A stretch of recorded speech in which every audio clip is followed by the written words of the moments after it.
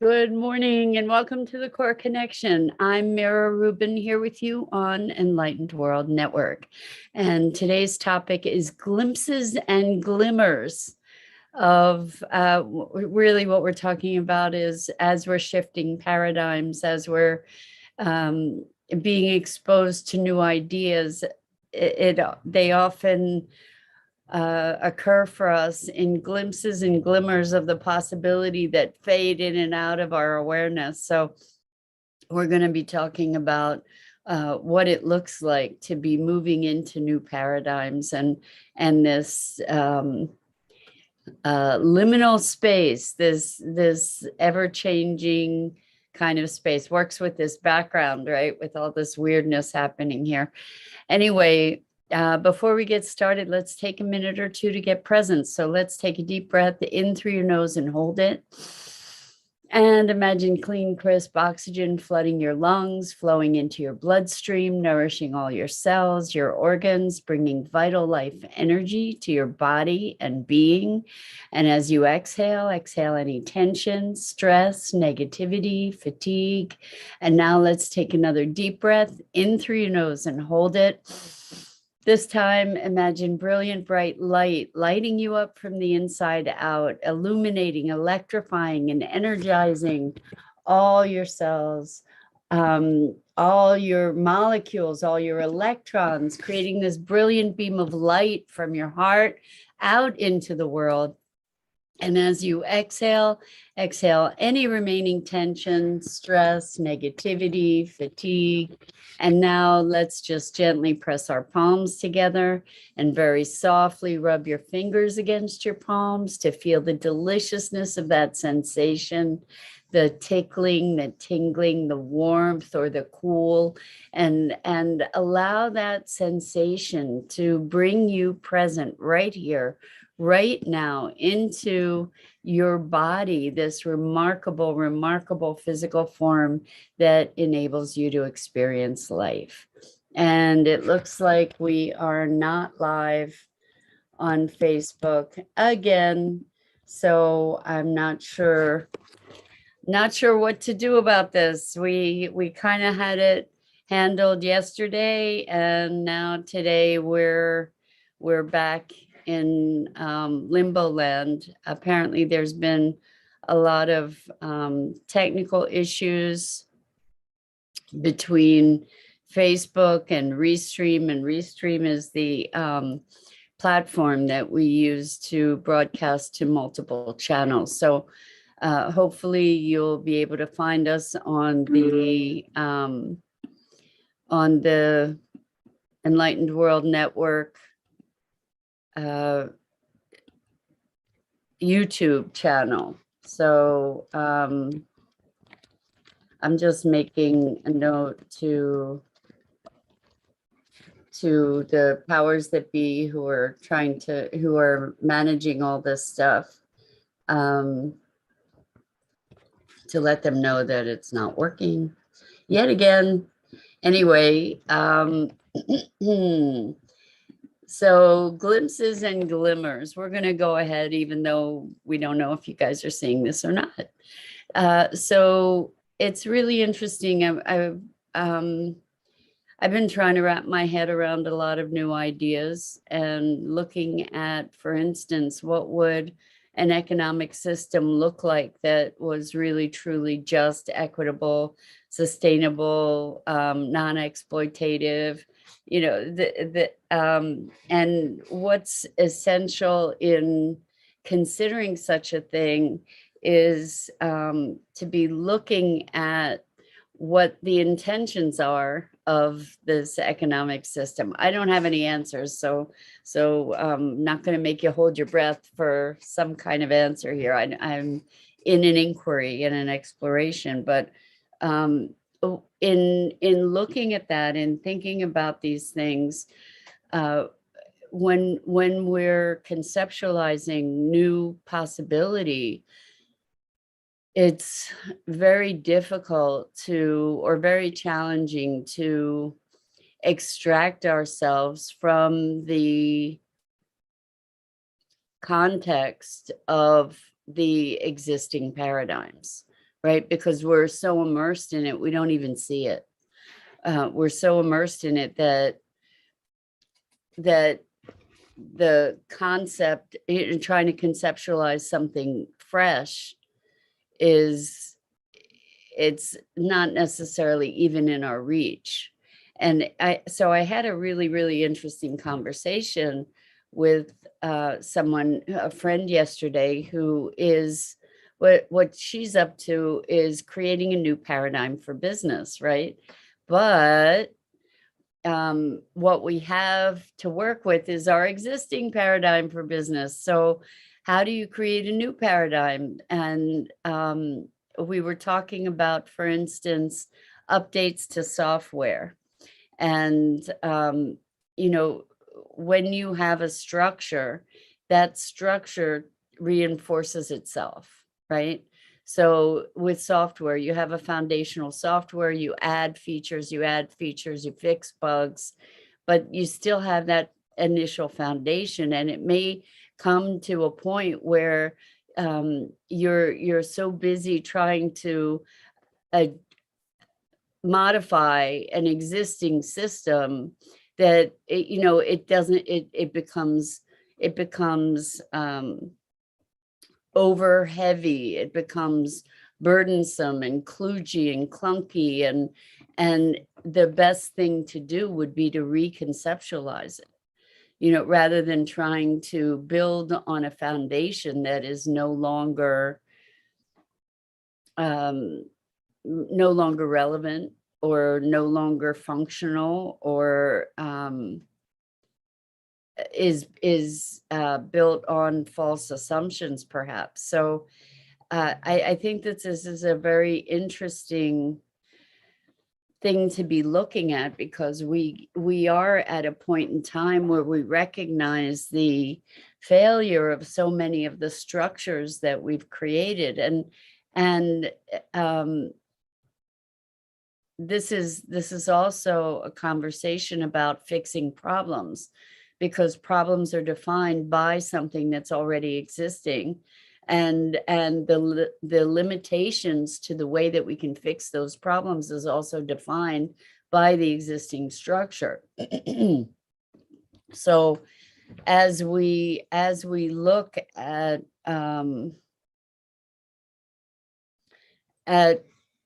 creating new paradigms, or trying to shift things, trying to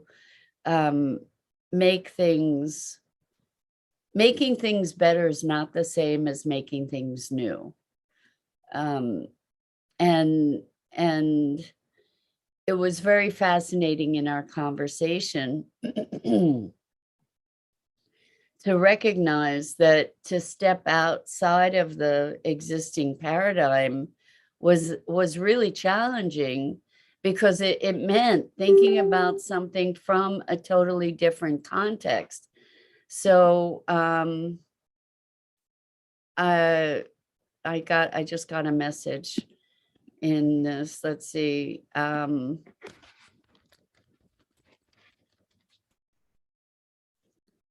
So anyway, so let's see. What we were talking about is time management. Okay, time management. We all assume what we want to do is manage our time more effectively, right? Certain tasks should take certain amount of time, and time is money, right? Well, how about that assumption that time is money? That it, you know, like there are some fundamental assumptions that we start with that I'm sorry, I'm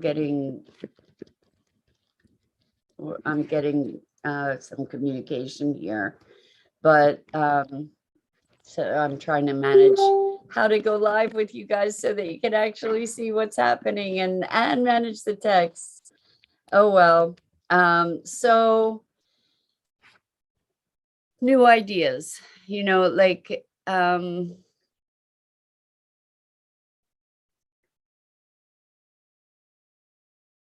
there's a difference, there's a profound difference in looking at something that exists, looking at how to improve it, versus looking at possibility. When we look at a problem, we're looking at something that is structured. We're looking at what needs fixing in that, or what needs improvement in that. It has its boundaries just by definition of that structure, right? So then if we were to look instead at possibilities, like what is the underlying intention? What is the objective of this thing? Then new avenues might make themselves visible to us. New avenues might make themselves available to us that we didn't otherwise recognize. So when we were talking about time management, we were what if we're looking at a new paradigm for time management, for example. I think this is relevant because we all have, issues around getting stuff done, right? So there are basic assumptions about efficiency, like efficiency is the best thing. And, how do we gauge efficiency? Typically, the way we manage or measure efficiency is by how much output, measurable external output, we can produce in X period of time, right? So faster is better, right? So the thing is, when we're looking at that kind of efficiency, there are a number of things that we're not taking into account. So what we're doing is we're creating a reductionist measure, reductionist perspective to say time is money. First of all, that's a really false equation that we get to question on a very deep level, because that is one of the deep assumptions that has brought our world into the crisis that we are facing on so many levels. But on a human level, certainly, if we're just production machines and it's all about how much we can produce in how little time, right? But if efficiency and output, as if it's a mechanical system, is the primary measure, what the likelihood is that if you have humans in that system and it's all about produce, no matter what you're not taking account of is the humanity in that system and the cost of that kind of metric on the people that are engaged in that system. So what I'm talking about is, for instance, repetitive motion injury. How about morale? How about the human experience of work in that kind of environment where it's just drive to producing some certain outcome? So if your people aren't happy and you run through people, you're churning through people like a commodity, what kind of cultural, social environment are you creating, and what's the cost of that? So through this mechanized, this focus on mechanization and on efficiency and really making human beings that are part of whatever this process is a commodity, making them disposable, making them interchangeable. What is the cost long term to the organization? So churning and burning people, bringing people in into an organization where people need certain skills and training, and that, even if we look at it in terms of time and money, Yay. Thank you so much. I'm guessing this is Dido. So Dido says, good topic, Mira, thinking about how we can shift and invite in the new openings. Thank you. I'm glad to see that that somebody has found their way to be able to make comments. Oh, Sue, wonderful. What a treat. I'm really thrilled to have you here with us. Welcome. So what we're looking at is how we can shift paradigms and what it means to do that, and how we get glimpses and glimmers of the possibility, but it really takes time and a process to be able to open ourselves to a new way of thinking about things. And so really what we've done in so many ways is we've created this reductionist approach to life, to nature, to life, to business, to relationship, to everything. It's become, sort of a mechanistic uh, notion that reduces things down to their parts rather than looking at the system. And when we were talking about a shift of paradigm for business, like a new way of doing business, what arises in my perspective is the need to be looking at the system, at the greater whole, to be looking at the health of the system. And then when we do that, that allows us to incorporate our humanity as part of the conversation, given that that's the foundation, like our well-being really truly is the foundation of a sustainable system, right? And so our well-being extends beyond, like, it's not about the health of the business versus the people that are working in it. The health of the business is reliant on the people working in it, in that system. And so going back to time management, when we look at productivity, we're focusing on outcome, right? On product, typically. And when we're thinking about time, it's like, well, it should only take you 15 minutes to do this, that, or the other thing. Well, for example, if you're in a business that is based on creativity, their creativity has its own process. So how do you put a timer on creativity? So Sue says, how do we step into new possibilities that are more sustainable? That's a great question. And what we're talking about is allowing ourselves to separate ourselves from existing paradigms or existing structures, to be, instead of looking at problems, to be looking at possibilities.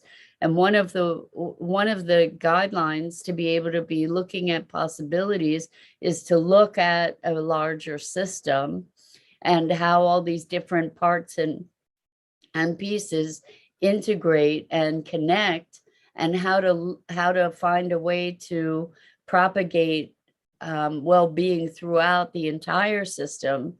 So we get to look really large to see the consequences, and then come back from that place, to be. And another way that we look at how we can shift into new possibilities is looking at the intention of the activity. So for instance, what is the intention of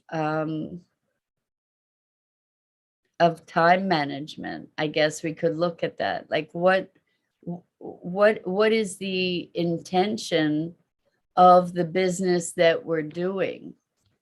When we're looking at time management, is the intention for greater output, and is we just get to question the fundamental assumptions. So it was really interesting in terms of motivation, like when we're in the flow, part of that is that we're in alignment with ourselves, right? And when we look at certain tasks, there are certain tasks that we just don't like doing, right?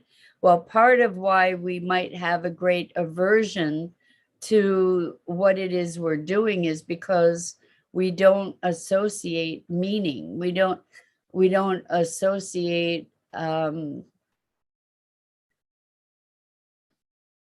value to it. So for instance, the example that I was using in our conversation yesterday was cleaning the kitty litter. So I have a cat that I adore, and I don't like cleaning the kitty litter. And if it were just about cleaning the kitty litter, I would avoid it. In fact, there have been times in my life where I have just avoided cleaning the kitty litter, and my poor cat had to step over all kinds of nastiness in her kitty litter box because I wasn't cleaning it. When I connect to my love for her, my commitment to her, my commitment to her quality of life, then cleaning the kitty litter becomes something that I don't have such a horrible aversion to. I'm doing something for her that is part of my commitment to giving her quality of life. And so creating context becomes a very important part of new possibilities. And that's why when we step up larger, when we go to meaning, working for money provides enough meaning for some people, but it never provided enough meaning for me. And so this whole conversation around new paradigms and glimpses and glimmers, we were talking about making a distinction between intention and goals. So goals become an end in and of themselves. Goals are black and white. They're time delimited. When you make a goal, they say make a SMART goal. So SMART is I forget what the S stands for. M was measurable. It's something that's within your control. It's clearly defined. It's measurable. It's time delimited. Anyway, goals are black and white. You either make it or you don't. And this yes, no polarity, this good, bad polarity, right, wrong kind of polarity is really very, very limited in its own definition. If instead we move toward intention, like my intention is to